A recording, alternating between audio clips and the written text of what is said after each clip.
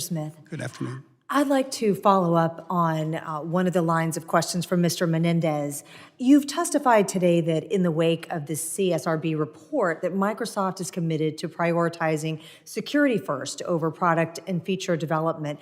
But that is something that is easy to say and no doubt very difficult to do with far-reaching implications for your company. So I'd like to hear a little bit more about the specifics, whether you are standing down on product development while you refactor code base, or what other specific ways in which you're throttling or pausing feature release or product release to ensure a focus on the security first as you described.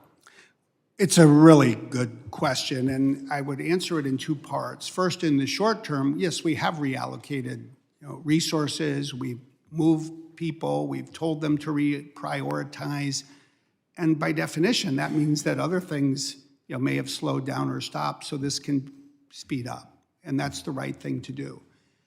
I think the real challenge is how you achieve effective, lasting culture change.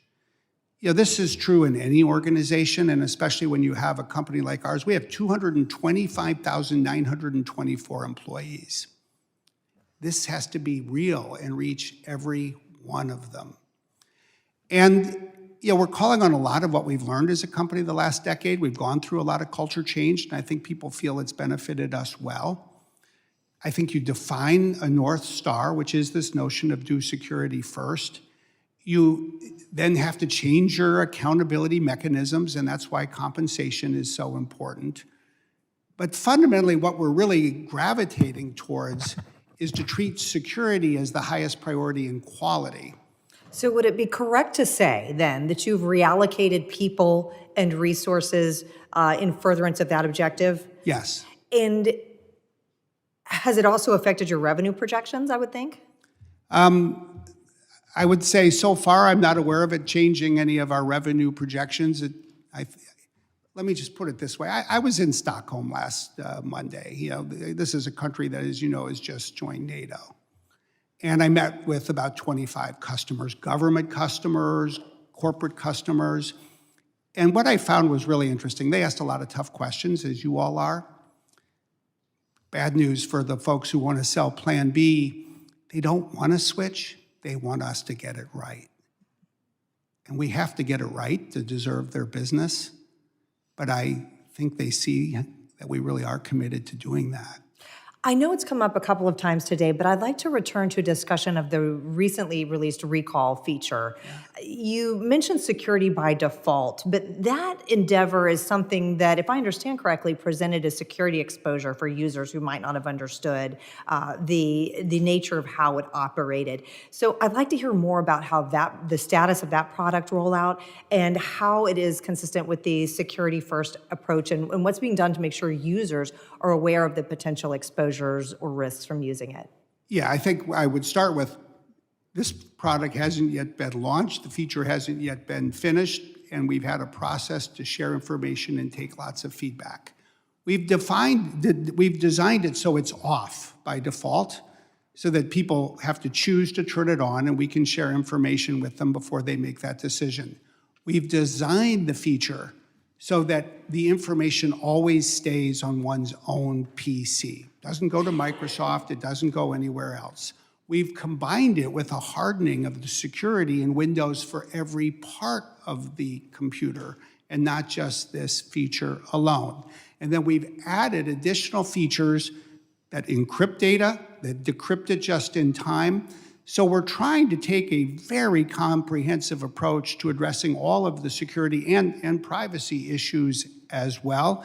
And we're trying to do it in a dialogue, because when you do create technology, I think one of the mistakes you can make is to think that you have all the answers. You only get to the best answers when you have these kinds of collective and public conversations. So in an attempt to comply with the chairman's guidance, I'll touch on my last question, which is a bit of a shift in gears, and that is, I'd like to hear more about one of the things that was identified in the report as an area in need of improvement was victim notification. So I'd like for you to elaborate a little bit more on your thoughts and going forward plan on how to improve victim notification. Let me try briefly to address this, because this is a really important topic, and it's a hard one for us and everybody.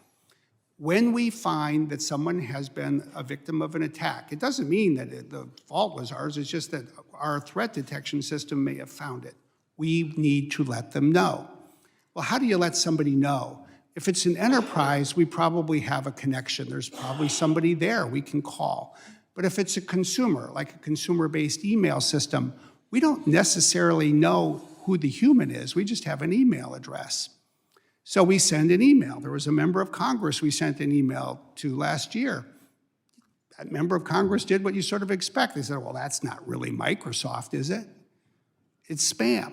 And then we call somebody. Believe me, we've called people and they say, oh, give me a break. You're not Microsoft. You're just one more, fraud enterprise. That's the world in which we live. And so the CSRB report has a great recommendation on this. It's to create the equivalent of the Amber Alert.